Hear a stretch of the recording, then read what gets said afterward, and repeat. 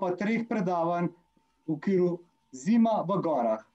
Danes bo prva tematika in sicer varneje v gore po zimi. Današnji predavatelj, gospod Matjaž Čerkezi, ki je inštruktor gorskega reševanja, alpinistični inštruktor, strokovni sodelavec Planinske zveze Slovenije in Migi ambasador, nam bo razkril, kaj vse je potrebno, da se varno podamo v gore.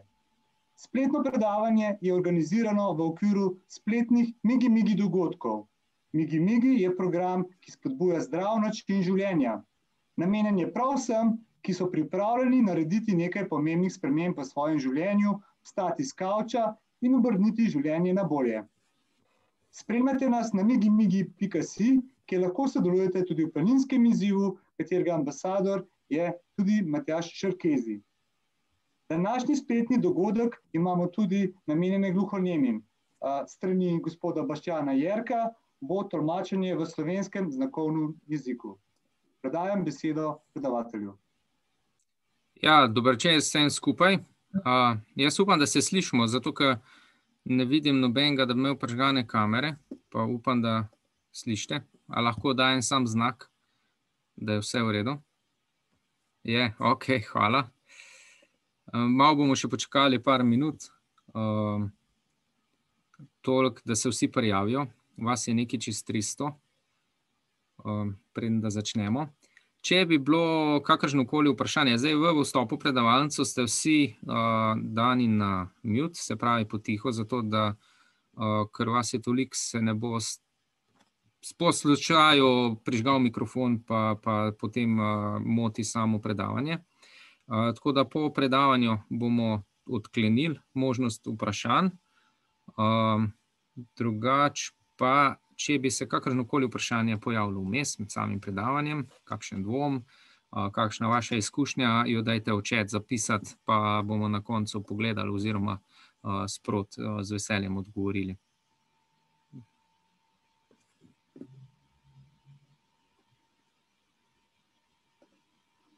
Še malo počakamo. Tok.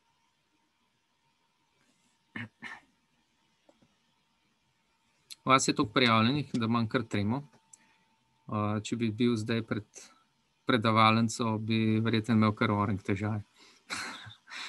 Tukaj prek spleta je vse malo drugače.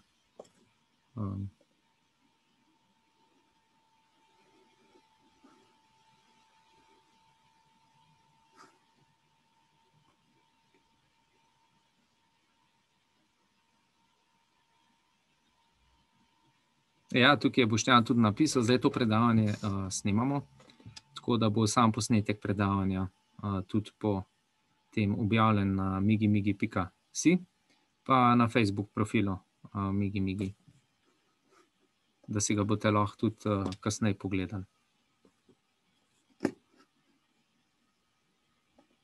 Ok, še kar padate not. Boštjan, najbolj, da počasi začnemo, a ne? Pa bomo še pol vmes spustili koga not, da ne bomo predolgi. Za tiste, ki so točni, čeprav bi lahko rekli, da velja akademskih 15, ampak se ne bomo držali tega. Tako da jaz vam bom zdaj delil moj zaslon predavanja. Tako.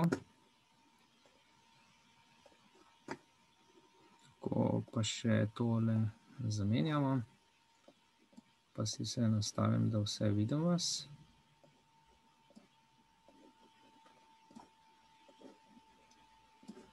Boštjan, mi lahko potrdiš, da je vse v redu?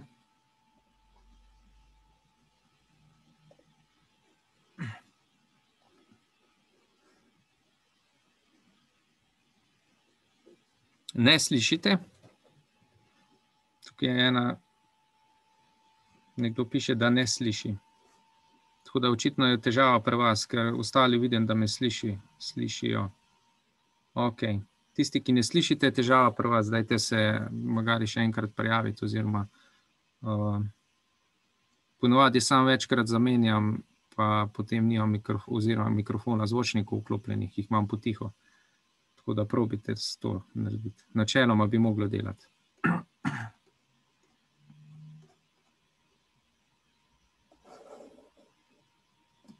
Tako. Dobro, pa kar začnimo.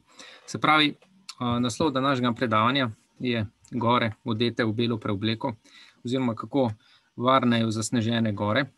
Dotaknili se bomo predvsem tistih nekih osnov varnejšega obiskovanja gora, se pravi za začetnike, sploh tiste, ki so se nekako letos v tem času oziroma lansko v času prvega vala epidemije koronavirusa srečali s tem svetom, ga začeli obiskovati, hkrati vzljubili, kar je čisto in pa zelo pozitivno, namreč človek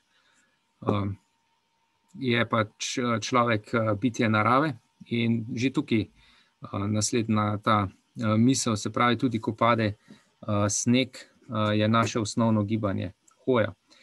Hoja nam je pa prirojena oziroma je ena tistih prvih zahtevnejših motoričnih sposobnosti, ki se je naučimo in je nam nekako položena v zibelko. Zdaj se bom pravičil, ko bom parkrat stran pogledal, zato ker tukaj še spremljam te, ki se prijavljajo sproti.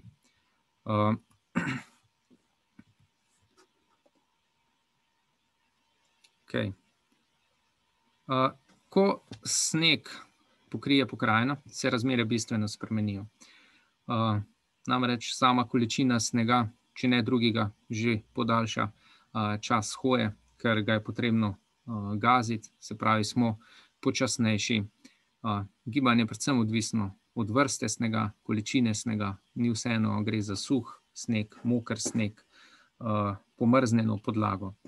Predvsem tukaj je pa treba upoštevati varnost in pa težavnost, kar pa pomeni, da moramo ves čas spremljati vremenske in pa snežne razmere dolgoročno in pa tik pred samim planinskim izletom.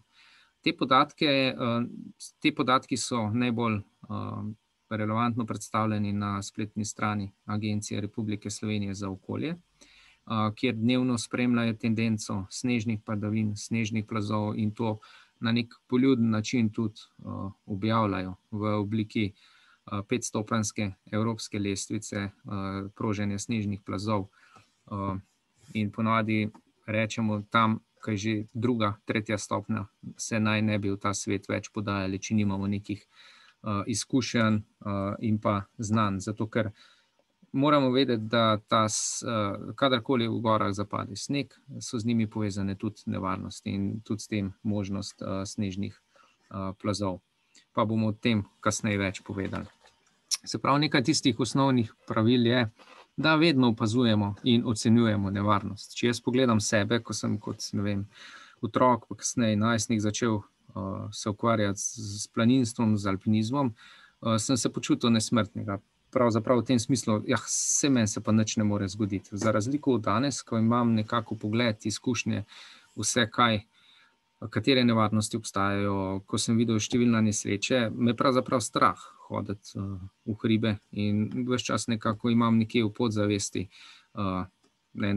tako istikrico, ki me na to opozarja. Zato je dobro, da se o samih nevarnostih učimo, o njih beremo, se z njimi seznanjamo, zato da imamo čim več informacij, katere znamo seveda potem v nadaljevanju predvideti. Če v nekaj dvomimo, se vedno obnašamo, kot da smo v nevarnosti. Bolje je, da potem do tega ne pride, kot pa da neko stvar podcenjujemo. Predvsem, kar se tiče dolžine ture, zahtevnosti ture. Potem bolje je, da se ture odpovemo, ko pa preveč tvegamo. Vemo, da se je najtežje obrniti nekje pod vrhom, se pravi, par metrov imamo še sam do vrha, bomo pa šli še gor. Marsikdaj se je že zgodilo, da so še šli par metrov, pa se kasneje niso vrnili. Namreč en star rek alpinistični pravi, 1 meter pod vrhom si bližje podnu, se pravi dnu, kot pa vrhu. Zato tista točka, kdaj, kje se obrniti, je težko je predvideti, težko se za njo odločiti, ampak ta točka vrnitve govori o zrelosti planinca, obiskovalca gora.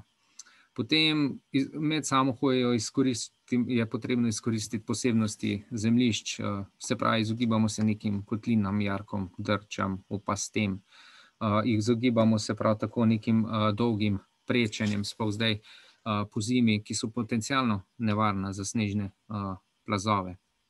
In ta varnostna merila veljajo tako za vzpon kot za sestop. Namreč večina nesreč se zgodi ravno pri sestopu. Bili smo na vrhu, vsi smo veseli, vidimo že nekako dolino, ampak ponavadi na vrhu pravimo, da smo šele na pol poti in da v dolino nas čaka še popolnoma enaka pot, ki je ponavadi še težja, kajti smo že utrujeni, motivacija nam je padla in takrat se zgodi tudi največ nesreč.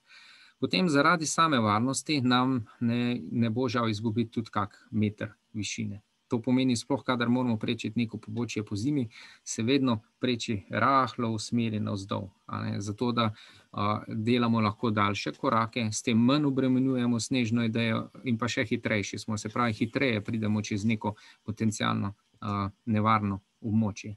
Ravno enako velja za bližnjice, najbližja bližnjica je vedno najdaljša.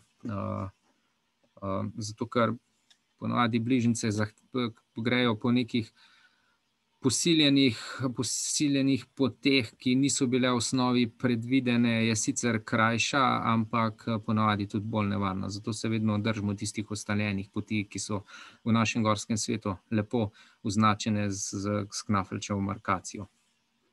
Stare sledi niso vedno varne.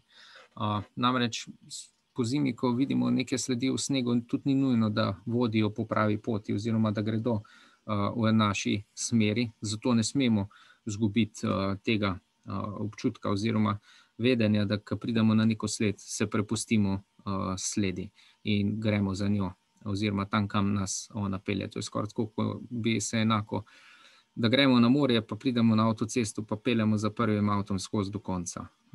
Pač se mu prepustimo tja, kamor gre on, gremo pa še mi.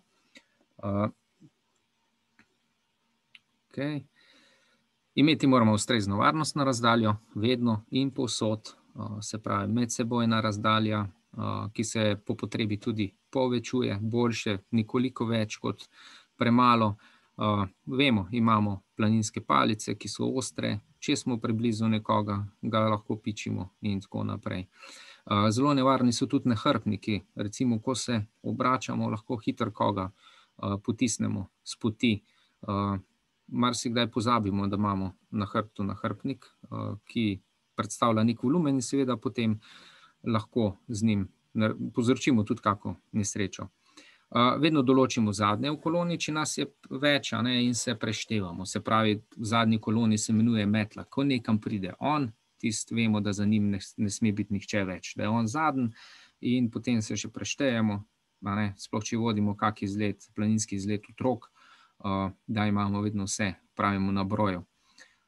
Pravilno prečkanje nevarnih mest in če nas preseneti neko močno sneženje, slabo vreme, poletje neke nevihte, je veliko bolje, da ostanemo v koči, v bivaku na varnem, kot pa da se po vsej sili podamo pot. Namreč vemo, da za dežjem vedno posije sonce.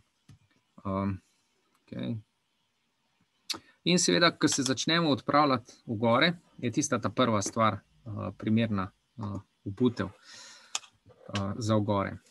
Zdaj, če se vprašamo, kaj pa je pomembno pri sami obutvi. Zdaj, v zimskem času je prva stvar toplotna izolacija, se pravi, da so čevlji dovolj topli, da imajo pač te izbrane materiale, ki nudijo toploto, stopalo, nogi, potem, da je podplat narebričan, se pravi, tako ko ima tak dober oster profil, ki dobro prime na gladki skali v nekem zbitem trdem snegu, se pravi, da je naš korak varen, predvsem pa, da je podplat trd, tok, se pravi, da se ob obremenitvi ne zvija, kar daje varnost in pa zanesljivost koraka pri hoji v snegu. Namreč, ko mi naredimo stopinjo, jo obremenimo, se čevelj ne zvije in posledično seveda noga ne zdrsne iz te stopinje, ostane tam.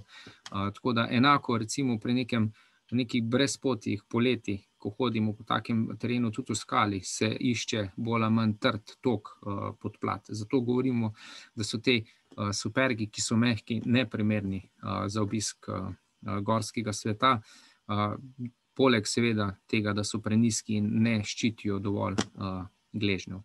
Se pravi, nekaj priporočil za nakup in pa uporabo. Morajo biti dovolj viki, Ko so dovolj veliki, boste videli kasneje. Potem, da jih znamo pravilno zavezati, namreč vsi planinski čevlji ne bi imeli predolge vezalke, a je temu res tako. Marsikdaj, tukaj imam zdaj usnje ali plastika, naravni materiali, tukaj je pač stvar osebne odločitve, izbire. Jaz prisegam nekako na te umetne materiale, ki so nekako bolj obstojni, lažji za vzdrževanje. Potem nogavice, verjetno tisti, ki ste še iz starejše planinske šole, včasih so imeli planinci tiste dvojne, trojne štumfe na nogah, rdeče, bele, vendar danes je trend šel in pa te moderne tkanine v smeri, da na noge damo ene nogavice. Te nogavice ne bojo kvalitetne, jaz osebno presegam na slovenske znamke nogavic. Ponavadi, tisti, ki imate težave, da dobite hitro žulje, se lahko noga namaže s kremo, dobi se ena posebna krema za stopala, ki si jih pred uro premažite, s tem naredite en tak filter, koža postane bolj taka voljna, gladka in težje pride do žulja. Lahko pa seveda od čez date čist navadno žensko najlonko, ki služi kot ta second skin, se pravi druga koža, in preprečuje nastanek žulov. In seveda potem čez to najlonko še date to planinsko nogavico in potem v sam čevelj. In pa seveda potem vzdrževanje, čiščenje, tukaj dobite ta navodila že zraven ob nakupu. Ponavadi se vzdržujejo, oziroma po vsaki turi jih je potrebno očistiti, usušiti, ne jih sušiti pri nekem odprtem oknu, kaminu, sploh v nekih planinskih kočah. Spomnim se z enega našega tečaja, ko so vsi dali čevlje sušiti k odprtemu ognju in so se spredaj odprli. Tako da to ni prepočljivo in pa seveda po vsaki turi je treba, oziroma na vsake 2-3 ture je treba impregnirati s temi impregnacijskimi spreji. Izogibajte se pač nekim maščobam, ki se mažejo po čevljih, zato ker s temi zaprete pore čevlja in čevelj tudi ne diha več, oziroma je uničen. Tukaj je primer zavezovanja čevljev, se pravi, čevlji so visoki, podplat tukaj je tok, trd, dobro narebričana guma. Zdaj ta guma je lahko Vibram, pač različne znamke, seveda danes oziroma imajo čevlji kar boja manj kvalitetno gumo, tudi če ni glih ravno Vibram. Zelo pomembno pri planinskih čevljih sta tele dve zakovici, se pravi 1 oziroma 3, 1, 2, 3, ki so odprte. Te dve tukaj na tej strani stabilizirata vezalke za ta spodnji del stopala, potem pa še naredimo to dvojno mašno na čevlju, s tem dodatno ojačamo čevelj v predelu gležnjev. Pa si kar poglejmo tale filmček, jaz upam, da bo tole delal. Bo. Zvok se sliši?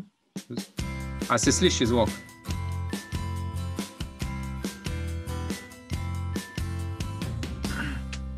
Primerna velikost čevljev. Se pravi, čevlje razvežemo.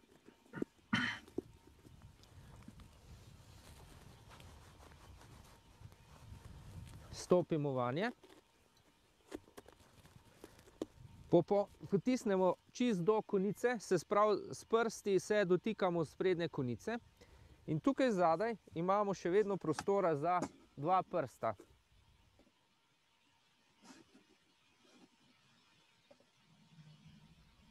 To so čevlji primerne velikosti. Vse, kar je manjše od tega, pomeni, da so čevlji premajhni.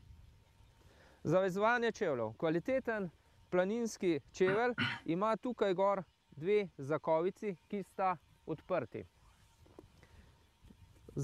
Vezalke potegnemo, gremo čez prvi 2 zakovici, čez drugi 2 in naredimo prvi del vozla. Zdaj v tem primeru, če bi naredili mašno, pomeni, da so vezalke predolge. Zato se vrnemo v drugo zakovico in čevelj zavežemo šele tukaj. S tem dosežemo dvoje. Skrajšamo vezalke na primerno velikost, kar je tudi z vidika varnosti pomembno, namreč na ta način se vezalke nam ne bodo zataknile v skalo in seveda zaradi tega povzročile padec. Hkrati se nam čevlji ne bodo odvezovali, zato ker se zgornji in spodnji del vezalke med sabo potegujeta in sta ves čas napeti in ne pride do popuščanja vozla. In še tretja zelo dobra stvar je, da s tem še dodatno ojačamo čevelj v zgornjem delu, kar prinese k stabilnosti v gležnju.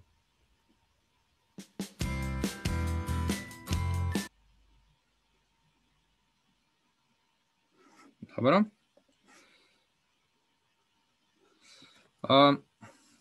Seveda naslednja stvar je nahrbtnik. Marsikdaj srečamo koga, sam sem že videl tudi z vrečami, ki so šli v hribe, kar ni priporočljivo, ali pa so nahrbtniki neprimerni. Kakšen je dober nahrbtnik? Najprej se bomo ustavili pri velikosti. Zdaj za neke dnevne, dvodnevne, tudi lahko večdnevne planinske izlete, zadostuje takšen 28-litrski nahrbtnik, v katerega damo tisto nujno planinsko opremo. Za večdnevne ture, se pravi, ko bomo nekje tudi prespali, lahko služi takšen nekoliko večji, tam do 50 litrski nahrbtnik, katerega lahko praktično spravimo vso potrebno opremo. Namreč velja, da večji kot je nahrbtnik, več bomo nosili s sabo in v vsakem primeru bo vedno premajhen. Vedno se še najde nekaj, da bi radi dali not. Kvaliteten nahrbtnik ima predvsem kvalitetno hrbtišče. Zdaj vse te tkanine zadaj nudijo dobro ozračenost, potem hrbtišče je oblikovano tudi v obliki, kot to zahteva hrbtenica, se pravi ta spirala. Zelo pomembne so naramnice. Naramnice šite v obliki črke S, zato da zaobidejo te podpazdušne žile. Namreč, če jih stiskajo, potem počasi čutimo mravljinčenje v prstih in sploh, če moramo nekaj z nečim rokovati, bodi si cepinom ali pa če se moramo prejemati za jeklenice, izgubimo občutek, postanemo slabi, nimamo tiste ta prave moči. Zato je ta del zelo pomemben. Eden najpomembnejših delov nahrbtnika je velikost hrbtišča. Zato, če ne poznate svojega prave velikosti hrbtišča, ni priporočljivo, da v začetku kupujete nahrbtnike preko spleta. Nahrbtnik je treba sprobati v trgovini. Jaz sam ponavadi vržem not kako plezalno vrko, imajo tam, da ga dodatno obtežim, ga dam gor na rame in tam se sprehajam 15 minut, pol ure po trgovini, zato da res vidim, če mi to sedi. Ampak dober dan, že približno vem, kateri nahrbtniki mi ustrezajo. Za začetnike pa kar dajte to narediti pa probati. Se pravi, velikost nahrbtnika je od small do extra large.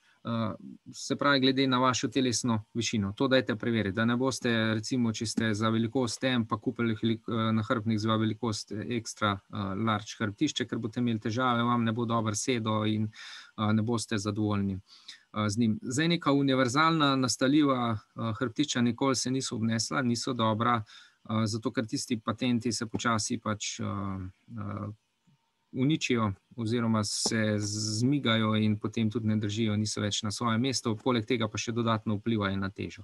Se pravi, neki univerzalno nikoli ni dobro. Naj bo, ko kupujete nahrbtnik, je zelo pomemben del planinske opreme in dajte kupiti takrat pač kvalitetnega in res takšnega, da je nared za vas. No, zelo pomembne so tudi tale ledveni del trakov, ki nosi večino teže nahrbtnika. Se pravi, nekje 80% teže nahrbtnika nosimo okrog tega ledvenega dela. Se pravi, ga zapnemo, zapremo, zategnemo te paščke in praktično vidimo, da naramnice služijo še samo za oporo, da nam nahrbtnik ne pade nazaj. To recimo vidite tudi pri teh višinskih nosačih, šerpah, ko nosijo težo recimo nekega tovora preko glave. Se pravi, da je obremenjen steber hrbtenice direktno vpično na samo podlago. In seveda enako želimo tukaj doseči, da čim manj obremenjujemo hrbtenico, katero vemo, da je pač občutljiva in se pravi težo nosimo na bokih.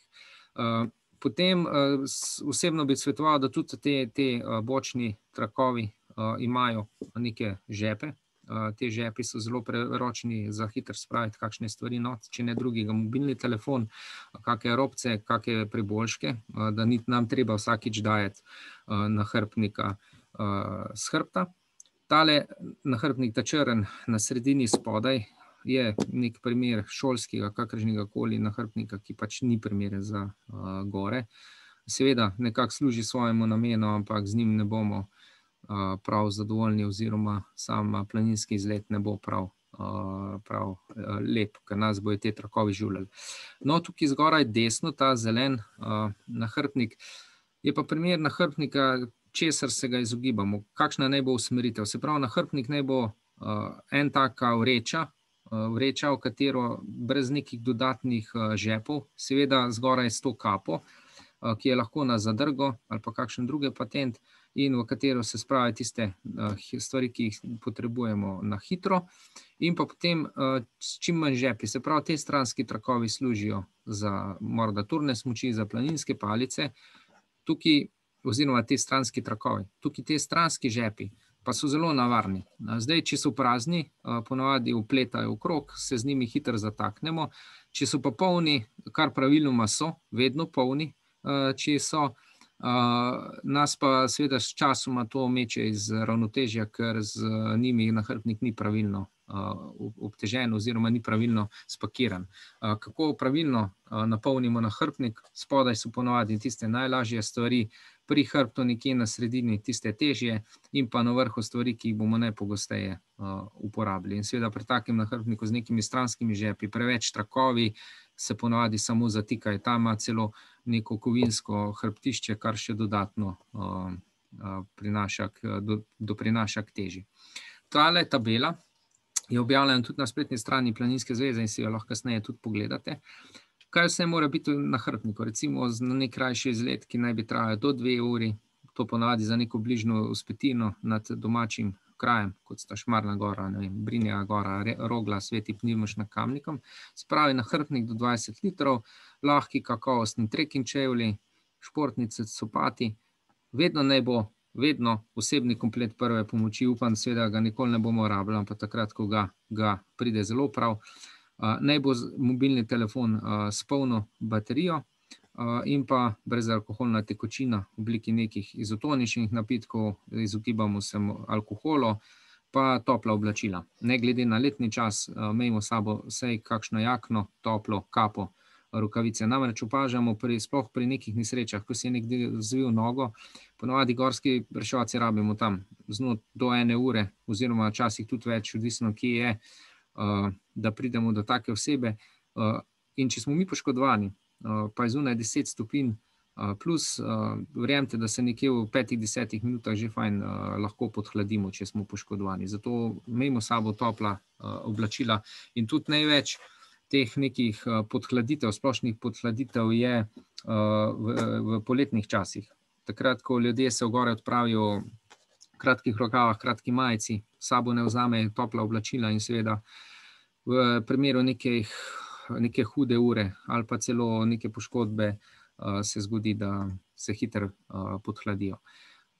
Potem imamo pa tukaj še seznam za večdnevni planinski izlet, pa nekaj urni do celodnevni planinski izlet, se pravi, to si pogledajte, gre predvsem, da je vedno, če pogledate te kljukice, not tista nujna oprema. Od planinskega zemljida, kompasa, železna rezerva, to je hrana z visoko energijsko vrednostjo, dolgim rokom obstojnosti, kapa, rokavice, čelna svetilka. Marsikdaj se zgodi, da rečem, pa se grem sam za 1 uro v hribe. Pa tam enega srečamo, pa se malo zamudimo, zdaj po zimi je tema že v 5 in na koncu si svetimo z mobilnim telefonom, ki zdrži še par minut, potem pa crkne in smo sredi teme. Ne vemo več kako in kaj naprej. Tako da ja, čelna svetilka. Planinske palice so tisti naslednji pripomoček, imamo 2- ali 3-delne, višina palic glede na namen.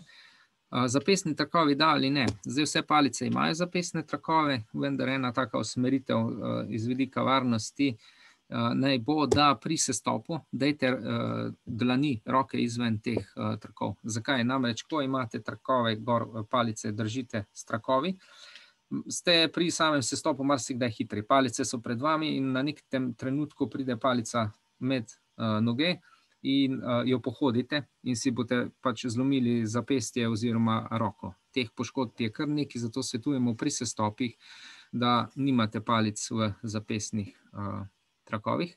Načini uporabe je izmenično, sočasno upiranje na obe palici, hkrati. Jaz sam sem pristaš teh zložljivih palic, sicer, ampak fiksnih, se pravi, ki jih enkrat sestavite, tako kot tiste palice za šotor, se tudi ne prilagaja več dolžina. Imam dolžine tam 120 cm, kar mi zadostuje za vse, kar pač počnem. So pa take palice varne. Namreč vemo, da kovina se na temperaturi krči, širi in marsikdaj takrat, ko najmanj pričakujemo, ko se na te palice naslonimo, se nam skrb zložijo. In če smo v takem položaju, lahko zaradi tega pademo. Zato jaz osebno pač uporabljam fiksne palice, ki se zložijo kot te palice za šotor. Gremo še na eno zelo popularno stvar danes, ki je zelo dober pripomoček, to so derezice.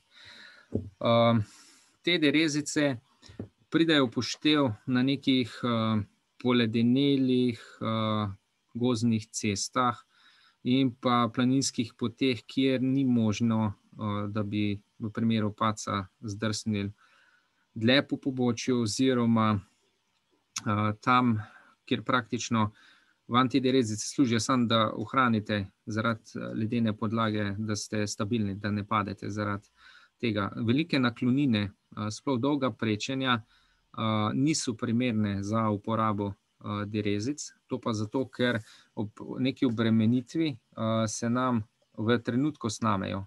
Namreč, ko derezico na neki trdi podlagi poševno obremenimo, jo zasuče, tudi če imamo prepeto s temi dodatnimi trakovi. Tako da derezice odličen pripomoček, kot so za Šmarno goro, ne vem, za pohajkovanje po Pokljuki, Veliki planini, za vse ostalo pa seveda svetujemo potem prave dereze, znanje in pa izkušnje.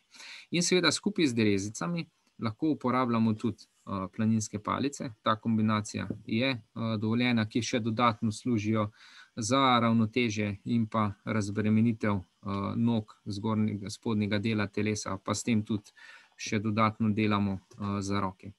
Tako da planinske palice vsekakor so dober pripomoček. Odsvetujemo jih edino otrokom, namreč pri otrocih se tja do pubertete še izgrajuje osnovna motorika, ravnotežje in je dobro, da hodijo brez.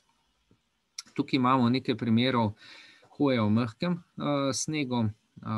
Seveda zdaj te stvari je težko učiti tako preko slikic, ampak samo da dobite za občutek. Tale slika desno, postavljanje čevljev v snegu, praktično vidite, kako se stopala postavljajo vedno na cel podplat in pa da vedno skušamo nekako vsaj en del noge, tukaj tale slika, tale skica C, nekako postavljati rahlo navzven, kar je zelo dobro došlo takrat, ko imamo na nogah dereze, zato da se ne zapnemo v hlače. Hkrati pa tudi razbremenjujemo mišice in jih potem seveda s tem prihranimo za daljši čas ture. Se pravi, da izmenično menjamo te položaje in s tem obremenjujemo vsakič mišico nekoliko drugače in je s tem hoja lažja, manj utrujajoča. Tale slika spodaj je seveda že, ko sneg gazimo, pa tale zgoraj se vidi, se pravi, ne smemo nikoli hoditi v neki ravni črti, s tem nastaja samo ena taka ravna linija, ampak naj bo nekoliko široka stopinja, se pravi v širini ramen, in če nas je več, vsak naslednji naj stopi ne direktno v stopinjo, ampak rahlo levo, desno, naprej, nazaj in s tem, ko bo šlo neki čez to območje neki 5 ljudi, bo že nastala ena res dobra gas. In seveda potem pri samem gaženju se menjujemo pri hoji. Potem seveda v globljem snegu, seveda take razmere res naletimo redko,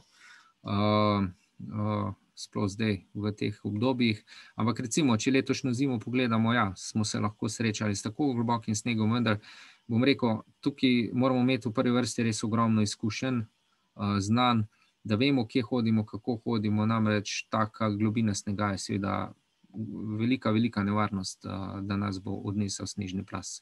Ampak za primer, če se bomo kdaj srečali s tem, se pravi mehek sneg pred sabo brcamo in si s tem nekako delamo pot, oziroma ta druga slika, ga s telesom potisnemo naprej in seveda potem prestavimo noge. Na ta način je hoja v snegu globokem lažja, jo pa odsvetujemo, če nimate izkušenj. Hoja v trdem, tukaj zelo dobro vidite, zakaj se zahteva oziroma zakaj je nujen ta tok trd podplat dobro narebran. Namreč s tem, ko stopimo na neko trdo pomrznjeno podlago, s takim stopalom oziroma s takim čevljem si lahko dobro naredimo gas, hkrati pa tudi nam noga ne zdrsne. Ker če bi pogledali to desno sliko, če bi imeli gor nek mehek čevelj, se bi zvil, tukaj spodek je gamaša in bi seveda prišlo lahko do padca oziroma do zdrsa. Hoja navzgor, ponavadi se poslužujemo te četrte slike, se pravi hoja v ključih ali pa tako imenovani cikcak navkreber, ker s tem pač nekako varčujemo z energijo, prav tako ne utrudimo tako mišic, ali pa recimo poševno. Zelo redko hodimo naravnost navzgor po sprednjem delu stopala, se pravi bolj po prstih, ker s tem zelo obremenjujemo meče in se hitro utrudimo. Tako da hoja v snegu navkreber naj bo v ključih oziroma tako poševno navzgor, izmenjaje desna, leva noga. To dajte, seveda to morate probati, pa kasneje, ko se bodo te stvari odprle, da bojo potekali te tečaje varnejše hoje, tudi praktično sprobati. Delanje stopinj pri hoji navzgor vedno smo obrnjeni z obrazom na pobočje proti strmini, z nogo pač udarimo v snežno podlago, si utremo stopinjo in potem stopimo naprej. Prečenja, ravno tako smo z glavo oziroma s telesom obrnjeni proti strmini in potem prečimo. Se pravi, noga lovi nogo in zgoraj z rokami se držimo.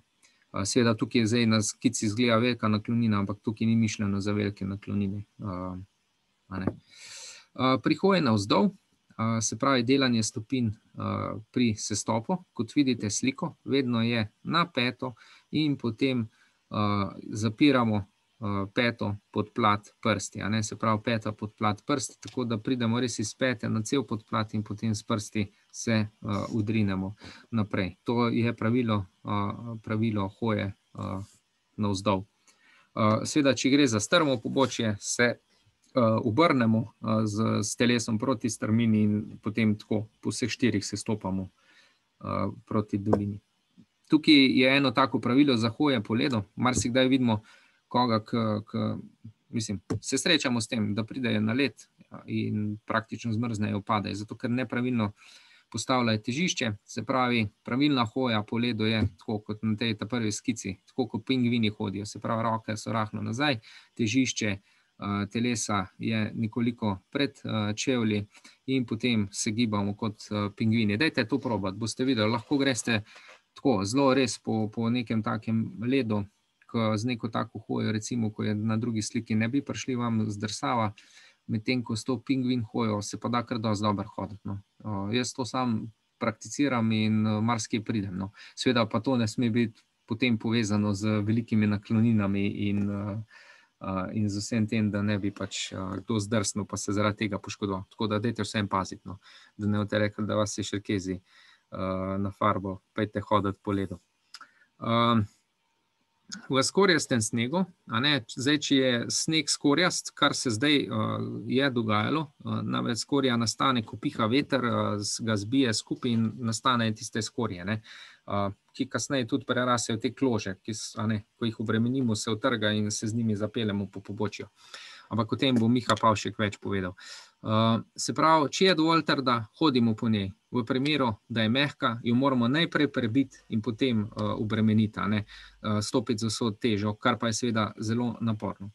Večkrat pride, da tudi zdrsnemo po pobočju, brez seveda cepina deres, ampak čisto preprosto zdrsnemo.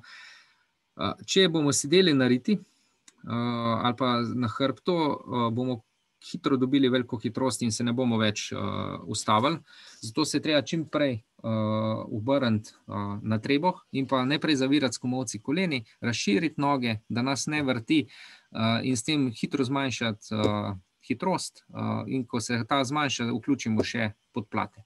Se pravi, takoj se treba obrniti in začeti zavirati. Tukaj so pomembne res tiste prve sekunde. Jaz sem že videl na majhnih nakloninah, se praktično, če se ne boste ustavili, dobite veliko hitrost in vas še samo zmeče kot nahrbtnik po pobočju. Zelo dober pripomoček za hojo v gore so krplje. Recimo za neko pot, globok sneg, ki se močno udira, recimo s krpljem rabimo 30 minut, za to isto pot bi lahko porabili brez krplj do 2 uri. Prenašamo jih tako na nahrbtnik od strani kot smuči. Pritrditev so danes vse bolj ali manj že avtomatske, uporabljajo se pa seveda v mokrem, suhem, mehkem snegu, ki se precej predira. Se pravi, gre za neko tako razširjen naš podplat, ki nam nudi stabilnost na snežni odeji. Tam desno so pred leti, 4 leta nazaj, bile tudi te Smallfoot predstavljene, ki so napihljive krplje. Sam sem jih preizkusil, zelo zanimiv produkt, iz njih se iztisne zrak in se zložijo zelo na malo, ne zasedajo veliko prostora v nahrbtniku in jih imamo lahko po zimi praktično povsod s sabo. Tako da, evo, morda za kot idejo, če se boste kaj začeli ukvarjati tudi s krpljanjem. Vidim pa, da postaja zmeraj bolj popularno. Dobra krplja ima tudi spredaj derezice, spodaj so špice, ki namreč, če bi bila sama plastika, nam hitro zdrsne. In potem gremo seveda v nadaljevanju še na tiste ključne pripomočke za hojo v gore po zimi. Ta prvi je cepin, ki služi za varnejšo hojo po strmih, snežnih, lednih pobočjih, tudi travnih pobočjih.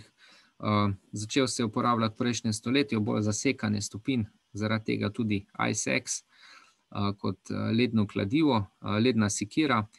Imeli so dolga ratišča za kopanje oprimkov, bivakov, ustavljanje paca in pa plezanje. Skratka, svet s cepinom je samo domišljija, ima svoje meje.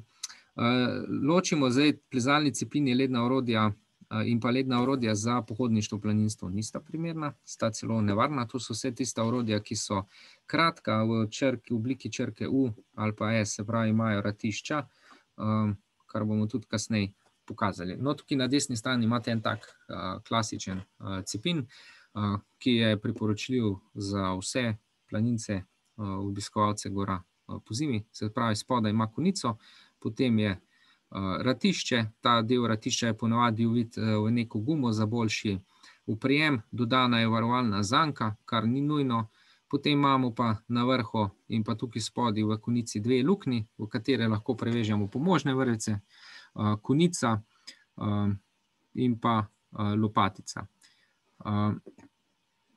Zdaj, materiali so kovinski, se pravi aluminij ali pa titin, predvsem naj ne bodo prelahki, ker preveč lahek cepin, te ultralight variante niso uporabne in z njimi težko rokujemo, ker ko skušamo nekaj usekati oziroma ga zabiti v snežno podlago, sploh led se kar odbije, nima tiste ta prave sile.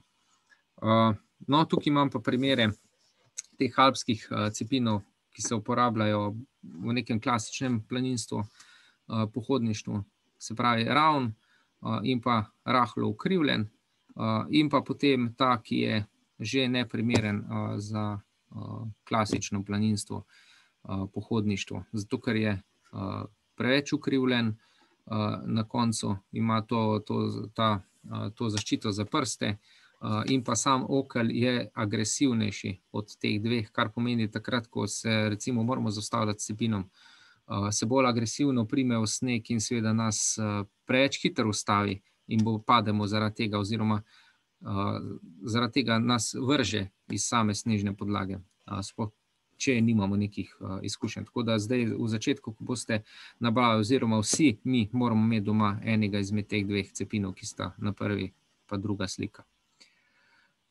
Zelo pomembna je dolžina. Zdaj jaz sam uporabljam za določanje dolžine to srednjo sliko, ki je tudi z rdečo obkrožena. Se pravi, primem cepin za glavo in potem more ratišče segati do podpazduhe, oziroma po tej prvi sliki nekje do gležnjev, tudi za utrkavanje cokelj in pa vsega tega. Zdaj, če je cepin prekratek, ni dober, zato ker bomo preveč zviti oziroma sključeni pri hoji in si z njim ne bomo mogli kaj pomagati. Predolg cepin pa seveda spet nam dela težave pri zaustavljanju. Prenašamo ga lahko za naramencami, kot neki krajši odstavki. Okelj mora biti seveda obrnjen v stran, ne enot proti glavi. Lahko seveda tudi na stranskih remenčkih, na nahrbtniku. Okelj ponovno gleda nazaj, dobro je pa, da je še dodatno pripet z uponko.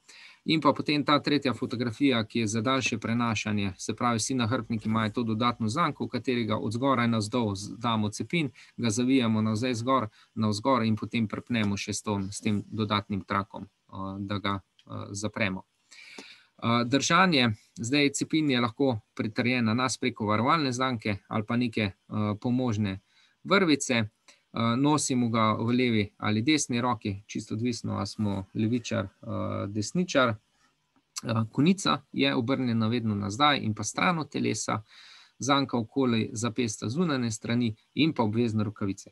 Marsikdaj vidim danes na družabnih omrežjih, ko se fotografirajo na snežni podlagi nekje sredi gorskega sveta s cepinom v roki, pa nimajo rokavic gor. Tukaj vem, da gre takoj za amaterje, ker brez rokavic s cepinom, prvič je seveda hladen cepin, drugič pa v primeru padca, ko se bomo mogli zaustaviti, vemo, sneg je robat, oster in tega cepina ne bomo zadržali v rokah, oziroma bomo, ko se bomo ustavili, pa če bomo ostali živi, na rokah ne bo več kože.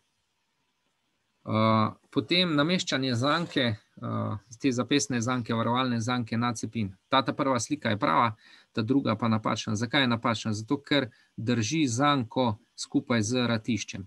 To pomeni, da ves čas, ko obremenjuje roko, ko obremenjuje cepin, ga ta zanka tišči tukaj med palcem pa kazalcem in ga odpira in mu seveda s tem na neki daljši turi jemlje moči po nepotrebnem. Tako da vse zanke se dajo, oziroma se roka da v zanko na ta način, da samo primemo ratišče, roka pa počiva na zanki. Potem pa obstajajo takšne popkovine in pravimo elastike, v primeru, da teh varovalnih zank nimamo na cepinu, in seveda si lahko pomagamo s temi popkovinami, naj bojo na elastiko. Tukaj z rumeno sem obkrožil, zelo pomembno je, da je tukaj vrtljiva oponka. Zakaj vrtljiva oponka? Zato, da se ta elastika odvija, namreč, če ne bomo čez čas imeli cel tako gmoto, te elastike skupaj zvite in bo to nekoristno, vse skupaj. Tako da ja, naj bo vrtljiva oponka čisti iz praktičnega razloga. Uporaba pri hoji navzgor, prečanje, se pravi, rekli smo, okelj naj bo obrnjen nazaj in stran od telesa, cepin zapičimo navpično na podlago, preskusimo, če drži, in šele potem naredimo 2 koraka, ne prej. Ne sme biti tista sočasna uporaba cepina in pa hoje. Se pravi, cepin zapičimo, naredimo 2 koraka, spet cepin zapičimo, naredimo 2 koraka. Lahko ga držimo z eno ali pa obema rokama. Nekako mora biti ves čas v stiku s podlago. Potem pa pri sestopu navzdol, kot vidite, isto okelj obrne nazaj, nekako smo pripravljeni, če nam zdrsne, da se lahko takoj zaustavimo. In pa če pogledate na tej spodnji fotografiji stopala, sicer na nogah ima že dereze, so v celoti na podlagi. Se pravi, ni samo peta, niso samo prsti, ampak celotno stopalo na snežni podlagi. Sicer je položaj nekoliko neugoden, ampak je zelo stabilen in pa predvsem varen. Ta stik s podlago mora biti po celem podplatu. Zaustavljanje pri zdrsu je takoj. Tukaj so res ključne tiste prve sekunde. Ker če se v prvih sekundah ne ustavimo, tega ne bomo naredili več. Mi, kot recimo tudi gorski reševalci, alpinisti, vsi, ko se začne sneg, ko gremo po zimi v gore, vedno najprej vržemo na tla, probamo zaustaviti. To je tako, kot prvi zavoj na smučišču, ko so previdni, mi pa probamo tudi to zaustavljanje s cepinom. Se pravi, da to postane rutina. Se pravi, z oklom, držimo glavo z oklom od sebe, a ne? A vidite tukaj spodaj na tej fotografiji, kako drži cepin, a ne? Čim prej se obrnemo na trebuh, noge razkrečimo in pokrčimo. Zakaj pokrčimo noge?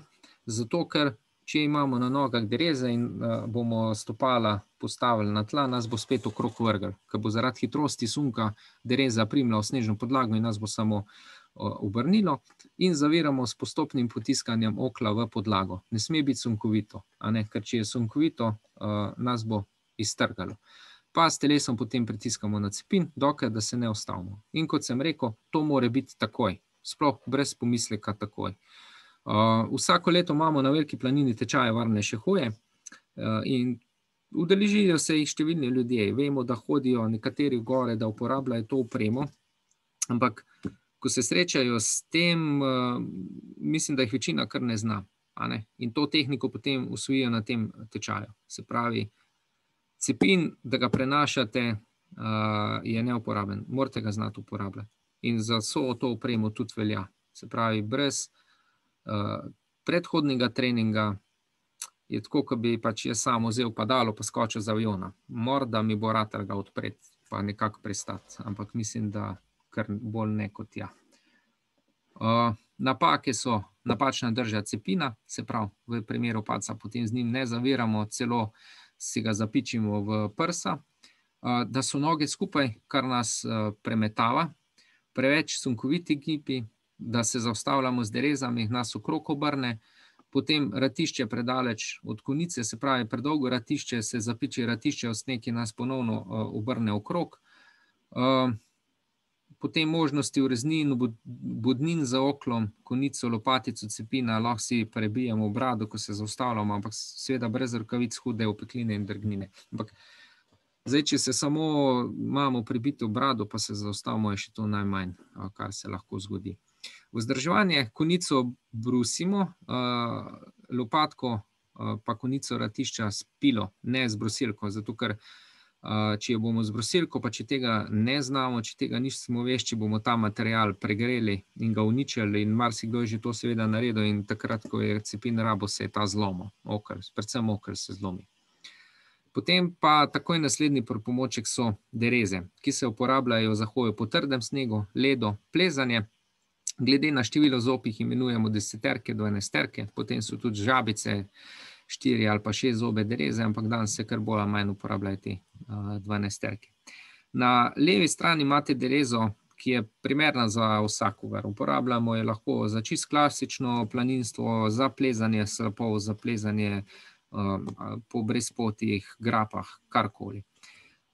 Zelo pomembno je, da ima spredaj to košarico, ki se povezne čez sprednji del čevlja in pa pozadaj ta patent avtomatski, ki se seveda, ki zapira potem samo derezo. In pa trak, ki povezuje sprednji del, se pravi, ki povezuje peto s sprednjim delom. Zakaj ta trak? Tukaj na desni strani imate derezo, ki je bolj tehnična plezalna dereza in seveda ni primerna za neko planinsko rabo, zato ker planinski čevlji so še vse nekoliko mehkejši in če te povezave med peto in sprednjim delom nimamo, bo pri hoji seveda se čevelj upogibal in kaj se bo zgodilo, ta žička spredaj na tej desni fotografiji se bo snela s čevlja in naenkrat bomo sred strmega pobočja ostali brez dereze in seveda s tem pač tvegali zdrs. Zato na svet uporabljajte te dereze, ki so na levi fotografiji, spodaj naj imajo te gume, ki preprečujejo nabiranje snega po čevlji, tako imenovane cokle. Sistem za enostavno nastavljanje dolžine, se pravi, da je brez nekih dodatnih vijakov, ampak čisto preprosto potegnete palčko ven, nastavite dolžino in imate že derezo primerno vašim čevljem. In pa zelo pomembno, ta zobca zadaj, ki sta označena številko 7 pa 8, morata biti obrnjena vodoravno na podlago pri hoji navzdol, zato ker s tem zaustavlja ta samo obremenitev. Če sta postavljena tako navpično, snežno podlago rešita in je hoja težja. Marsikdaj, ko bo trd sneg, se boste kar speljali naprej, medtem ko v prvem primeru se ne boste. Se pravi, imamo prednji zobje, nosijo našo težo, niso preveč zakrivljeni. Potem drugi prednji so usmerjeni naprej, bolj pokončni, potem imamo pa še te ostale zobe, kar smo že vse povedali. Se pravi, ta omejevala, tukaj so ta omejevala, spredaj, zadaj, ki omejujejo gibanje čevlja levo, desno, da nam ne izpade. Plasti vložek, antibut, res dajte kupiti dereze s temi vložki, antibuti, ker bo marsikatera tura, sploh v pomladnem času, bistveno bolj enostavna. Namreč nabiranje teh cokel je lahko kar nevarno, če nismo vešči čiščenja. Velikost mora biti ustrezna čevljem, pa čevlji morajo dobro sesti v derezo. Zato svetujemo, kadar kupujete dereze, fajn, da greste v trgovino kar s čevlji, pa tam probate različne tipe, namreč se zelo razlikujejo. No? Da ne boste kupili neki, pa vam dejansko ne bojo potem pasali na vaše dereze. Potem pa sama hoja se od hoje brez derez pač bistveno ne razlikuje. Stremimo k temu, da pri sestopu, kot smo že povedali, je celotno stopalo na podlagi. Če gre za strmejšo, se obrnemo s telesom proti strmini in se vzpenjamo, sestopamo. Tale druga fotografija na konicah prstov, kar je zelo, bom rekel, obremenjujoče. In pa tale tretja fotografija, kjer je ena noga rahlo obrnjena navzdol, se pravi celotno stopalo na podlagi, in na ta način lahko zelo enostavno hodimo, no? Dejansko počivamo. Tukaj sprašuje, če odsvetujete nakup preko spleta, tako za dereze kot cepine. Ja, za prvič siguren. Zdaj, če to kupujete prvič, bi siguren odsvetoval preko spleta, razen če se res niste prej posvetovali z nekim ekspertom, ampak ne trgovcem, seveda. Pač z nekom, ki te stvari res dnevno uporablja, pa vam zna svetovati. Drugače bi vsekakor svetoval, da se te stvari gre za prvič kupiti kar v neko trgovino. Kadar imamo dereze na nogah, imejmo v rokah vedno cepin.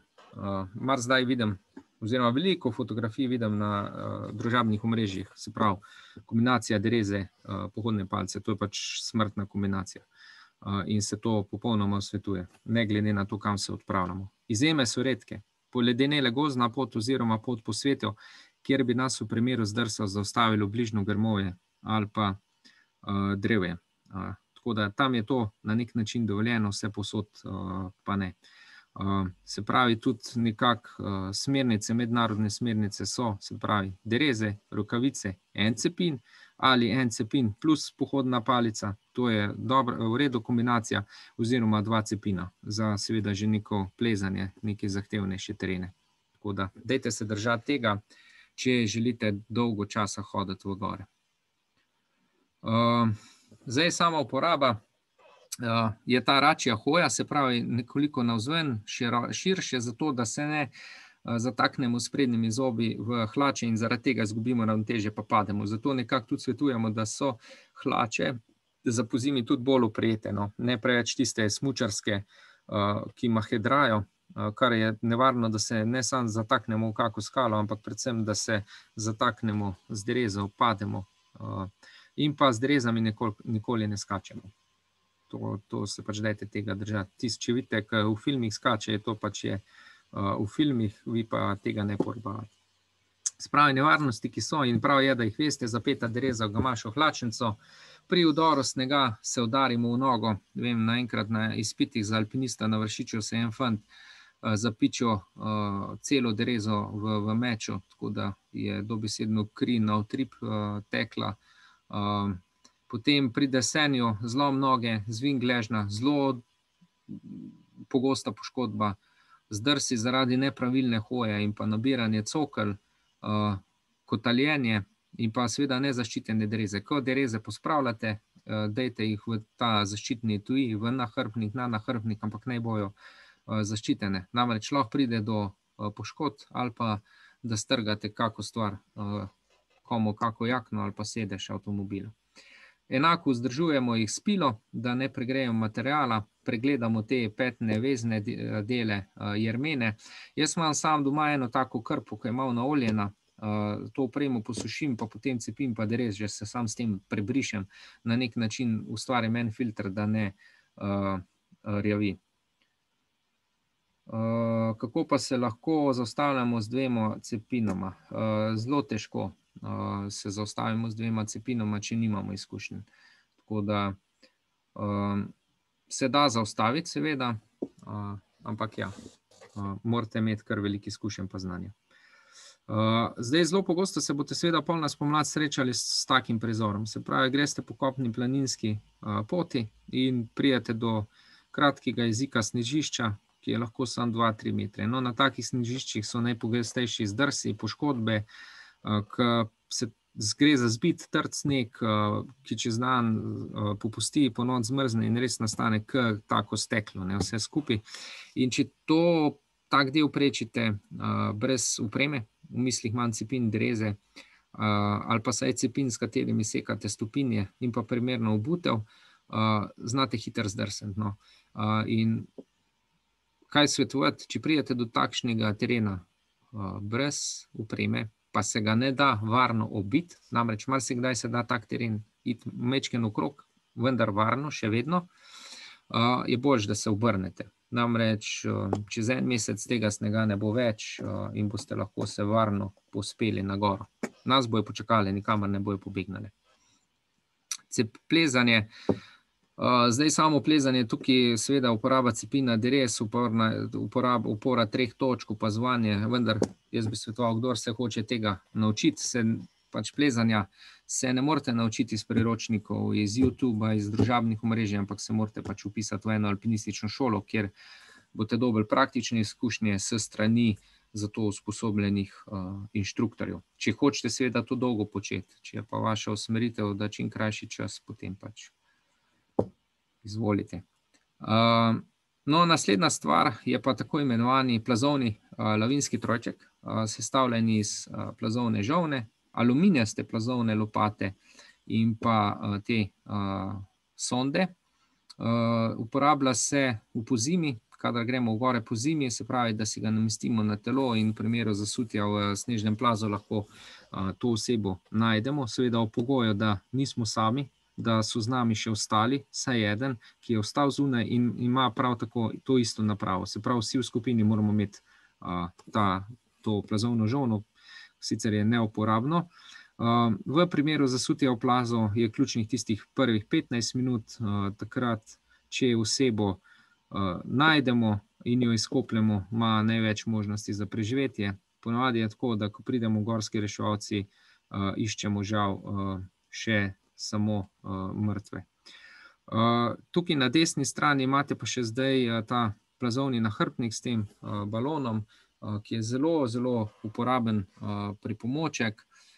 Namreč sama statistika mu zelo tudi govori v prid, v primeru zasutja potegnemo za posebno ročko, not je stisnjen zrak ali pa določen plin, ki napihne ta balon in nas obdrži na vrhu plazovine in pa hkrati tudi zaščiti glavo pred poškodbami. Tako da seveda želimo si, da ne pride do zasutja, da na nas plaz ne potegne, ampak če že, potem vsekakor kombinacija plazovnega trojčka in pa plazovnega nahrbtnika. To bi pač mogel vsak imeti, ki se odpravlja po zimi v gore. V mislih imam tisti gore, visoko gorje, zdaj razumljivo, če boste šli na veliko planino Pokljuko, da ga ne boste imeli, medtem ko na viševnik tisti, ki hodijo gor v supergah, pa brez lavinskega trojčka, so neodgovorni. Zdaj bomo pa pogledali še tele filmčke.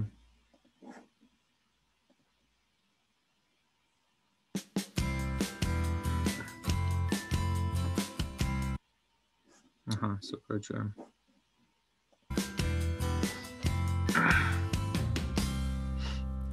Predpostavimo, da je našega prijatelja v snegu zasulo in ga moramo poiskati.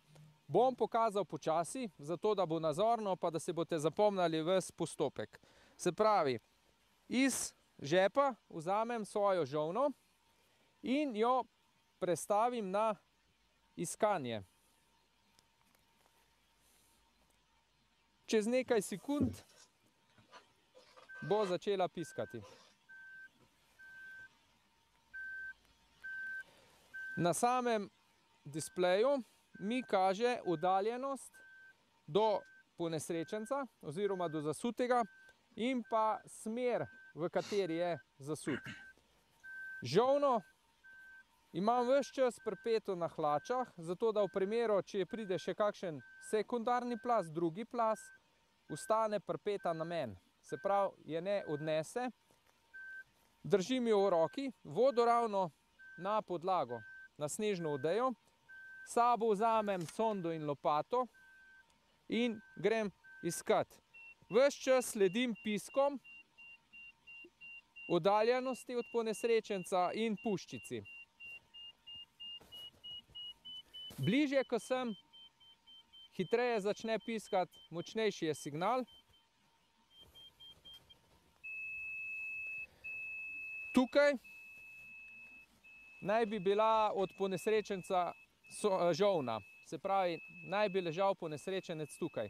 Da se v to prepričamo, to preverimo s sondo.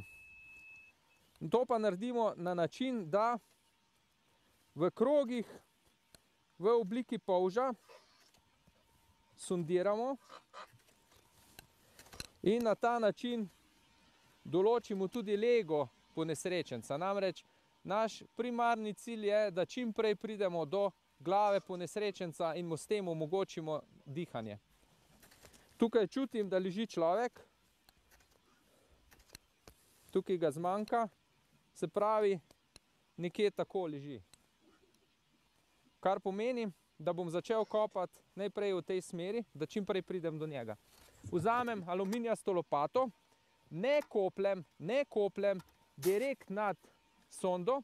Zakaj? Zaradi globine snega bom prišel direkt na njega in s tem se bo sneg ves čas zasuval in padal na njega. To pa ni naša želja.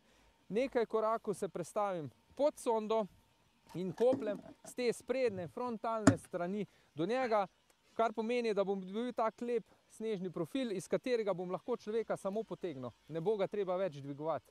In izkopavam sneg.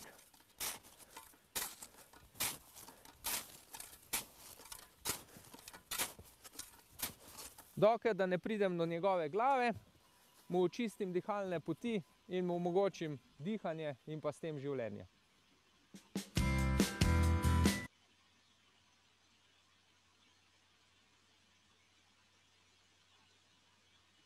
Ok. Zdaj, nekdo je napisal, da ni bilo zvoka. Ja, je bil zvok. Ok, v redu. Seveda svetujemo tudi uporabo čelade.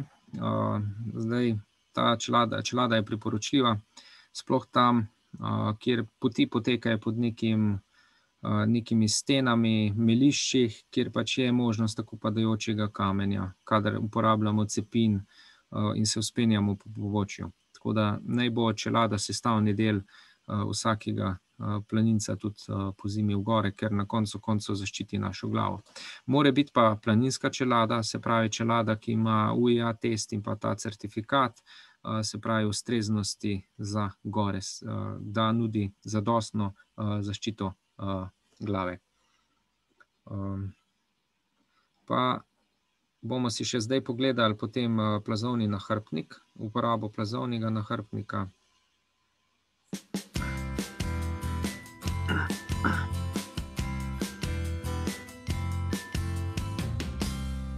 Zelo učinkovit pripomoček v primeru zasutja v plazu je plazovni lavinski nahrbtnik. Gre za klasični nahrbtnik, ki v sebi skriva ogromen zložljiv balon in ko potegnemo za posebno vrvico, se ta balon napihne. Njegova lastnost pa je, da nas obdrži na vrhu plazovine, hkrati pa nam zaščiti tudi glavo in pa vrat, ki sta, kot vemo, pri človeku najbolj občutljiva dela za poškodbe. Pa bomo pokazali najprej, kako se ta nahrbtnik namestimo na hrbet, namreč gre za nekaj posebnosti. Enako kot vse ostale imajo naramnice. Razlika od ostalih nahrbtnikov je, da imamo še to dodatno vrvico, ki jo speljamo tukaj med nogami. To pa zato, da ko nas premetava po plazu, nam nahrbtnika ne potegne čez glavo. Se pravi, zapnemo. Tako. In s tem smo preprečili, da nam nahrbtnik ne dviguje v zrak. Zapnemo tudi ta del, prsni del zgoraj. In kadar prečimo nevarno območje, tukaj v naramnicah skrivamo tale sprožilec.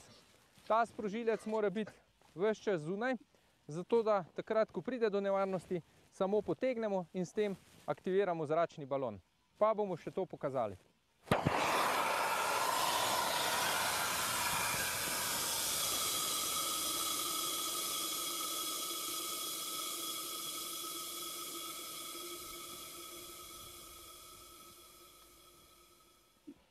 Snežni plaz je nepredvidljiv, imenujemo ga tudi bela smrt in bojimo se jih tako izkušeni gorniki, kot so alpinistični inštruktorji, gorski reševalci, gorski vodniki. Kadarkoli se v gore podajamo po zimi, takrat, ko je sneg, potrebujemo ogromno izkušenj in ogromno previdnosti. Zato si izberite ture, katere poznate in za katere veste, da so varne. Dobro, pa zdaj ta osnovna oprema. Pogledali si bomo še tisto, kar sem rekel, da moramo vedeti nekaj o nevarnosti v gorah. Na ta vprašanja bom še kasneje odgovoril. Se pravi, nesreča nikoli ne počiva in tukaj na desni strani imate še eno fotografijo. En velik vzrok za gorske nesreče v tem modernem času so tudi tako imenovana social media oziroma socialni družbena omrežja. Zdaj, po statistiki Gorske reševalne zveze Slovenije so te okoliščine nesreč, predvsem zdrs, ki je posledica različnih dejavnikov. Znotraj tega zdrsa beležimo tudi največ mrtvih posameznikov. Potem imamo nepoznavanje terena, predvsem danes telesno pa duševno nepripravljenost, ko se pač ljudje odločijo, da bojo šli v gore brez neke predhodne priprave. Potem pa neprimerna osebna oprema. In danes predvsem bolj kot neprimerna oprema moram reči, da so planinci dobro opremljeni, vendar te opreme ne znajo uporabljati. In neke dereze, cepin, če jih ne znamo uporabljati, so lahko zelo nevarni pripomočki. Zdaj, nesreče po sami usposobljenosti, ne več seveda kot nekih turistov, dnevnih obiskovalcev. In seveda tukaj statistika predvsem govori v prid, da je najmanj nesreč med reševalci, planinskimi vodniki, alpinisti, se pravi med tem usposobljenim kadrom. Ja, tukaj gre za letno statistiko, ja. In kaj vse te ljudi žene v nek tak brezizhoden položaj? To smo se že večkrat vprašali, skušamo vsako intervencijo posebej analizirati, se postaviti v neko stanje tega ponesrečenca, pa skušati dobiti neke informacije, zakaj je prišlo do tega. Najpogosteje je seveda, ko nekje slišijo, nekje vidijo, preberejo, sploh na družabnih omrežjih, danes, da je neka čudovita pot, sicer brezpotje,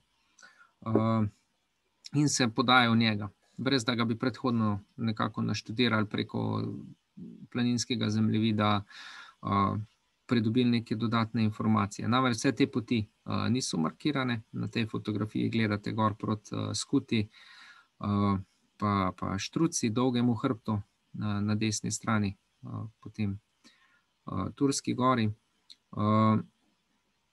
In seveda veliko je takih, ki pač se na to pot podajo in potem se zaplezajo in se ne vrnejo več nazaj, oziroma sami jih moramo iti iskati. Takšnih intervencij je največ. Je pa res, da se jih veliko, bom rekel, gore so zelo odposljive in se jih večinoma izmaže, no? Se jih veliko izmaže, nekako te zgodbe potem slišimo, kakšne vse kalvarije so doživljali, ampak na srečo so se dobro končale. Tako da glede na število obiskovalcev, pa kaj vse se počne v hribih, so te kar odposljive, no? Kar je seveda zelo dobro. Zdaj, v splošnem delimo nevarnosti na objektivne pa subjektivne, se pravi, objektivne nevarnosti izhajajo iz narave človeka, na nje nimamo vpliva, lahko se jih pa seveda izognemo. Se pravi, so tam že milijone in milijone let, plazovi so v gorah, strele so tudi v gorah, tako da temu se praktično ne moremo izogniti. Nevarnost pa postane subjektivna, ko mi kot subjekt vstopamo v ta svet, se pravi kot ljudje, in seveda takoj, ko gremo na nek planinski izlet, potencialno nas lahko zadane strela, lahko nas odnese snežni plaz ali pa nam kamen pade na glavo. Zato sama nevarnost še ne pomeni nesreče, in s tem razlogom skušamo ljudem podati čim več informacij, da o teh nevarnostih berejo, skušajo spoznati, proučiti, da bodo vedeli. Zdaj, najpogosteje je seveda slaba priprava na turo, napačna izbira cilja, nepoznavanje pokrajine, predvsem v tem smislu nekaj, kar je meni lahko, lepo, ni nujno, da bo tudi drugemu lahko. Lahko je ekstremno težko. Recimo en tak primer tukaj na Kamniškem so zeleniške špice. Tam gor dnevno srečujemo posameznike, katere že pač oceniš po hoji, gibanju, da tam gor sam ne bi smel kaj delati. Ampak nekako se izmažejo, velikokrat pa pride do nesreče, da je nekako skupek vseh stvari tak, da se ne izpelje dobro. Izbira soplezalca. Soplezalce oziroma, bom rekel, soplaninci je lahko tudi takšen, da nas marsikdaj potegne v skušnjavo. Mi želimo obrniti, on pa reče, pa dejva še malo, dej sam tle gor še, probima še, in seveda te spelje v skušnjavo in pride lahko tudi zaradi tega do nesreče. Slaba telesna duševna priprava in pa sama neaktivnost tik pred odhodom. Potem, rekli smo, oprema, pomanjkljiva, slaba oprema domače izdelave, tudi take dereze se vidijo, kdaj, ne velikokrat, hvala Bogu, ampak se zgodi opreme, tudi nekateri si doma sami cepine naredijo brez nekih testov in tistih ključnih trenutkih se seveda taka stvar zlomi, ni primerno oblikovana in pride do nesreče. Potem nevarnosti pri gibanju so izguba orientacije, napačni načini napredovanja, napačno varovanje, kurjenje ognja, prižiganje, montiranje plinskih, bencinskih kuhalnikov, na ta način je tudi zgorela Korošica in tako naprej. Se pravi, cel kup nekih dejavnikov je, ki lahko pripeljejo. Sploh ta recimo izguba orientacije, megla, slaba vidljivost, ljudje izgubijo orientacijo in kar nadaljujejo pot. Se pravi, tavajo v neznano in kaj se zgodi? Lahko padejo čez kak skalni skok in se poškodujejo. Zato vedno rečemo, če ste izgubili orientacijo, ste prav, da ste šli z neke markirane planinske poti, čim prej se vrnite po isti poti do poznane točke, do zadnje markacije in tam skušajte nadaljevati pot. Če ne, se raj obrnite in se boste drugič, ko boste sam motor bolj naštudirali, vrnili še enkrat. Potem posebnosti gorskega sveta, so predvsem ta snežišča na poti zdrsa, podori snežnih upasti, potem seveda dobro pri nas ledenikov ni, ampak takoj, ko greste v neka tuja gorstva, se srečate še z ledeniki, potem pa snežni plazovi, velika količina zapadlega snega. Najpogostejši plazovi so na pobočjih med 20 pa 50 stopinj, kar je po 20 stopinj je nekako stabilno, nad 50 stopinj je pa seveda že prej spontano se plazovi prožijo. Potem, kakšna je spodaj podlaga, ni vse nas spoda zemlja, skale, trava, namreč na travi plaz prej potegne. Nenadne spremembe temperature, namreč to smo zdaj priča, zjutraj minus, popoldan plus, snežni plazovi, talni snežni plazovi, v Kamniku, zdaj v Kamniški Bistrici so prišli v dolino, preobremenitev snežne odeje. Več ljudi seveda hoji po taki odeji, če bi šel samo eden, bi zdržala, takoj, ko smo gor 2-3, ne zdrži več. Kričanje na nevarnih pobočjih in pa, če se po sneženju temperatura dalj časa ne dvigne, se pravi, se snežna odeja ni predelala, je sneg tak, ko je prvi dan, ko je padel. In pa v celotnem tem alpskem bloku so najpogostejša nevarnost klože, se pravi, ta napihan trd sneg, predstavljate si kar dve leseni plošči skupaj, vmes pa pesek nasujete in na neki naklonini, ko to obremenite, se spele ena po njej, in enako to je kloža, se pravi, ko jo obremenite, poč in po njej, po taki ogromni plošči se zapeljete v dolino. Potem pa seveda upoštevati, katera stran, južna, severna stran, Se pravi, v veliki nevarnosti za plazove je bolje, da ostanemo navaren doma oziroma izberemo cilje, ki so nižje ležeči in brez snega. Najpogostejši vzroki v smrti v plazu so mehanske poškodbe, zadušitev, šok, podhladitev. Morate vedeti, da 1 kubični meter mokrega snega, se pravi ena taka kocka ima tam med 500 do 600 kg, medtem ko pršni sneg 300 kg. Gre za velike teže. Ponavadi na teh tečajih se kdo uleže na tla, pa na njega namečemo 20 cm snega, pa ne ostane več, ne, za tako težo gre. Poleg tega pršni plaz ima spredaj tak brezračni prostor in zelo pogosto pride do zadušitve. Se pravi, potem na obdukcijah je tak človek, kot se bi utopil v vodi, ima posod vodo, tekočino v pljučih, ne, ker ga dobesedno ti zapre vse dihalne poti. Potem robne zevi nastanejo, se pravi, skala je toplejša, se sneg stopi, stran od skale in nastane taka luknja, ki je ponavadi pokrita snegom, in če stopimo na tako, bom rekel, past, pademo v to luknjo in se lahko poškodujemo, a ne. Potem vreme smo že menili, megla, veter, različne vrste snega, nevihta, metež, veja, vica, nalivi po žledi, a ne, daljše poslabšanje vremena. Se pravi, vse te stvari je treba nekako poštevati, nesreče zaradi živali, pa nenadne bolezenske spremembe, ki so danes v teh časih zelo pogoste. Se pravi, neke stanja, ki so v dolini čisto obvladljiva, se pravi, ne vem, sladkorna bolezen, visok pritisk, težave s srcem, lahko zaradi dodatne obremenitve, dehidracije, posebnega gorskega okolja, višine, ne neke tipične hrane hitro pridejo, se pravi, se spravijo v neko tako stanje, da človek pač, ne vem, srčni infarkt, in preden seveda pridemo reševalci do njega, je žal taka oseba že mrtva. Potem živali, piki raznih žuželk, tukaj imam predvsem v mislih vedno več ljudi alergičnih na razne pike. Zdaj, tele uboge naše kače, ne, vsak let se po medijih beremo v naših 2 edinih stropenjačah, to sta Gat pa Modrasa, ne, ki jih zelo redko srečamo, in sta nekako tista fan vseh novinarjev, da se o njih piše, ne. Ampak bistveno bolj kot kače so nevarni klopi, a ne. In na to se pa kar nekako pozablja. Zato pač skušamo nekako opozoriti na to, da ko pridemo domov, kadarkoli, ali z nabiranja gob ali pa, ne vem, z neke planinske ture, se dajmo pregledati, no. Kače bomo pa zelo redko srečali, zato ker se nas bojijo, bojo pobegnile, če pa jih že vidimo, jih pa pustimo v primeru, no, tistih par kačic, ki še živijo v tem našem gorskem okolju. No, bolezni smo že povedali, se pravi, izčrpanost, panika, toplotna kap, dehidracija, tudi različne spremembe razpoloženja, ne, pridejo v gorah do izraza. Nekdo, ki ni vajen nekih obremenitev, lahko postane nestrpen, razdražljiv, tako da to vse je treba upoštevati.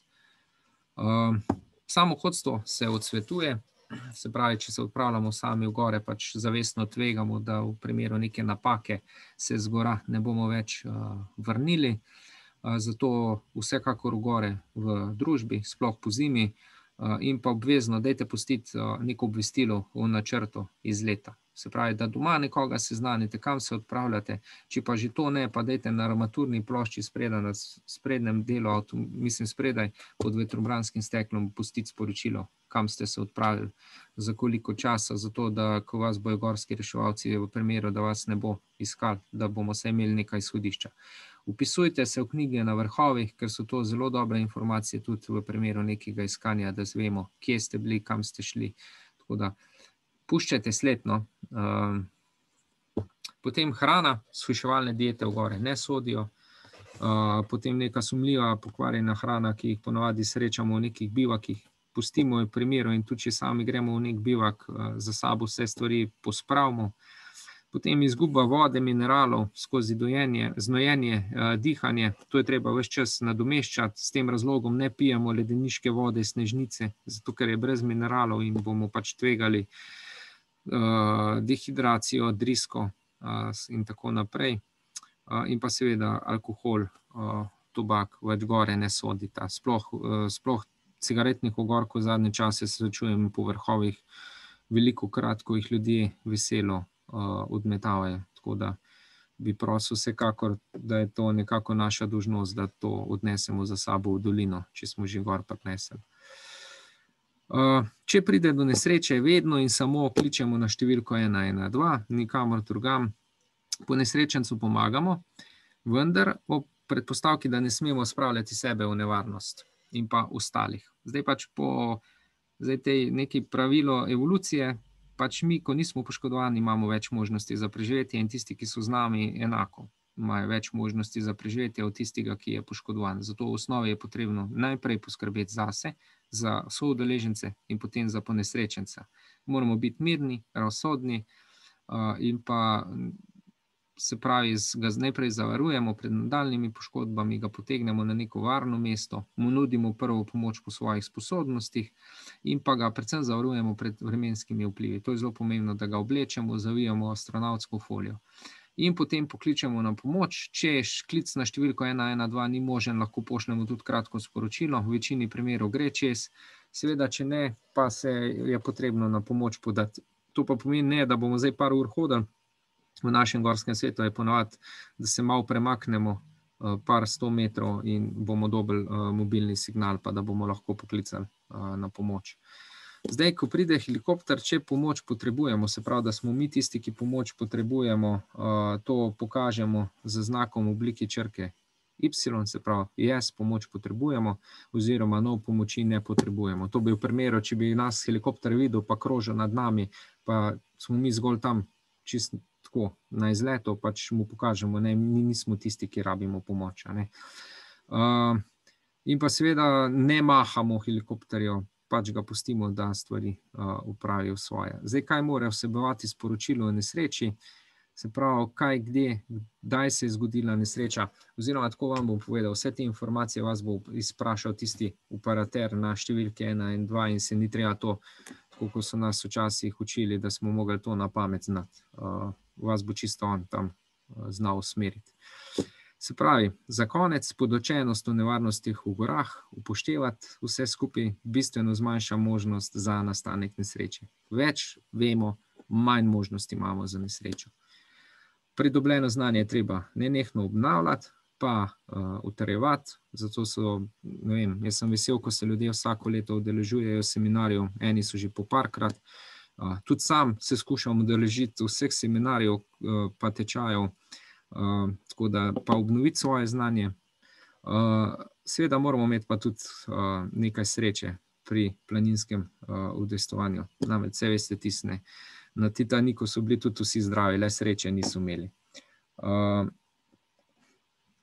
In zdaj, ko gledamo krivuljo gorskih nesreč po starosti, vidimo en tist višek tam do 30. leta, ko se ponavadi še mladostniki, če jih tako imenujemo, iščejo z ekstremizmom, s športom in tako naprej, poje upad in tam nekje po 45. do 60. leta je spet naslednji ekstrem. To je pa tisti, ki vseka ta druga puberteta. Otroci grejo, žena nas je morda že naveličana, mi smo pa ugotovili, da smo življenje zapravili in začnemo intenzivno hoditi v gore in v 2 letih nadoknaditi vse, kar smo prej zamudili. Postanemo naenkrat ekspert, najboljši planinec z ogromno izkušnjami, ampak takrat po naših izkušnjah se zgodi največ nesreč. Žal. Zato ne teči za vlakom, če vam uide, dajte se usesti, razmisliti, kako vlak naprej spustiti, pa počakati na tistega, ki se bo varno ustavil, vam odprl vrata pa vstopati. Tako da, jaz vam seveda želim varno na planinskih poteh, predvsem dajte uživati, pa hoditi, pa se naučiti tega gorskega sveta. Tako da hvala, zdaj pa, če so še kakšna vprašanja, jaz bom tale chat odprl, lahko še kaj napišete. Tukaj je bilo eno vprašanje, balon v pazovnem nahrbtniku je za večkratno uporabo, menja se samo tale kartuša. Ja, balon ni za nič, se pravi, se skupaj zloži, se ga pospravi nazaj v nahrbtnik, kartuša se zamenja za novo in se potem pač je spet za novo uporabo. Tako da ja, ni za enkratno uporabo. Če še kako vprašanje, lahko se tudi vklopite, vprašate. Počakamo par minut, sicer se seveda vam vsem zahvaljujem. Jaz upam, da ste kaj koristnega odnesli. Tukaj je bilo še eno vprašanje, kdaj bodo te tečaji. Ja, letos se planirajo tečaji.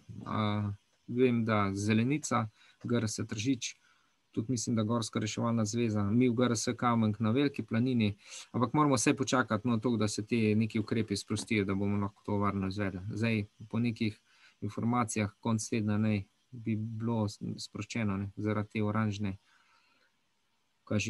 barve, kako sem že pozabil. Pa takrat bo to vse na spletni strani, ja, bomo povabili. Zanima me primerna starost otroka na Triglav. Čisto odvisno, kakšne izkušnje ima prej. Pa kdaj si on Triglava zaželi. Ponavadi je težava, da oni 6-letniki si bolj starši želijo tega Triglava, pa tiste fotografije, da se lahko pohvalijo na družabnih omrežjih. Recimo, moji otroci so bili prvič na Triglavu, ne vem, pred 12-14 letih, Medeja pred 9. Takrat, ko si pač sami zaželijo, seveda je predhodno potrebna neka priprava. Predvsem ključna je ta postopnost, da otroci uživajo. Mi smo recimo lansko leto šele šli s malim 2, se pravi 12-14, in smo praktično iz Orata v enem dnevu šli na vrh pa v dolino, brez vsakih težav. Tako. To se mi zdi pomemben vzpon na Triglav. Ne tisto, da pač otroka vlečeš gor na vse pretege, tisto nima nobenega pomena. Razen, če si želite, da nikoli več ne bo šel z vami, pa da te sami pol hodili.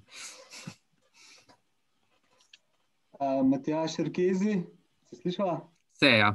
Ja, najlepša hvala za res izčrpne informacije, za izjemno veliko koristnih nasvetov, ki nam bodo sigurno pomagali na varni poti v gore po zimi.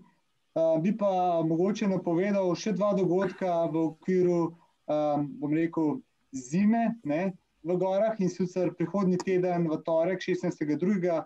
vabim vse, ki že uporabljate turne smuči za obisk gora po zimi oziroma še razmišljate o tem.